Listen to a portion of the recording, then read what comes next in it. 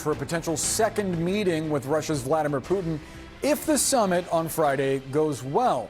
He's also issuing an urgent new warning as they prepare to meet face to face. Listen to this. Will Russia face any consequences if Vladimir Putin does not agree to stop the war after your meeting on Friday? Yes, they will. Yeah. What will the consequences There will be be? consequences. Sanctions, tariffs? There will be, I don't have to say, there will be very severe consequences. No specifics, but tough talk that comes just hours after speaking with Ukraine's Volodymyr Zelensky and other European leaders this morning. Zelensky says he wants an immediate ceasefire before a peace deal can be negotiated. For Ukraine, peace cannot come soon enough. Russian forces have been launching a brutal offensive to claw territory away, and the UN says that July saw the highest number of civilians killed in Ukraine since the first months of Russia's full-scale invasion back in 2022. Let's take you now live to Kyiv with CNN's Nick Payton-Walsh. Nick, is there hope in Ukraine that this time, somehow, negotiations with Russia will be different?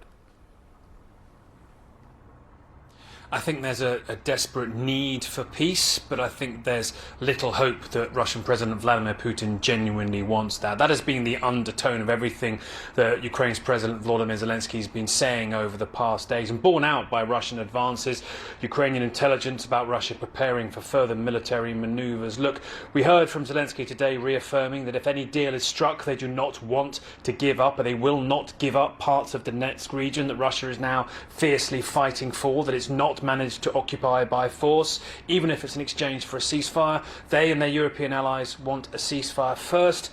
German Chancellor Friedrich Merz, who was the host of Zelensky today in Berlin, he was clear that the legal recognition of occupied parts of Ukraine as being Russian territory, as Russia's recently adjusted constitution suggests they are, that is not, quote, on the table. And Merz warned that there could be serious decisions made in Alaska in the meeting between Trump and Putin. Trump himself changing the tone of expectations ahead of that meeting, 24 hours of playing it down, while now he's suggesting, look, there could potentially very quickly afterwards be a trilateral summit between Trump, Putin and Zelensky if Trump likes what Putin says during that first meeting. I should point out that trilateral format is something that Putin has persistently rejected and indeed turned down directly the offer of a meeting like that from Zelensky, backed by Trump in May in Istanbul. Has much changed since then? Not really, except he's got a bilateral with Trump and his forces are doing way better on the battlefield. European leaders today desperately trying to shore up their position with President Trump. A European official I spoke to said that they felt after that call with Trump, the European leaders felt that the threat of sanctions, secondary sanctions against India or possibly China, the major customers of Russian oil, that threat is, quote, on. Remember, Indian sanctions kick in about 2 weeks from now unless Trump turns them off. That may be the threat hanging over this, but really, real anxiety as to what Trump and Putin concocts together in Alaska, their relationship so unpredictable, so impenetrable. Boris? One of the things that was pretty remarkable about today's meeting, or I should say press conference that the president held, was that this first meeting is expected to take place on Friday.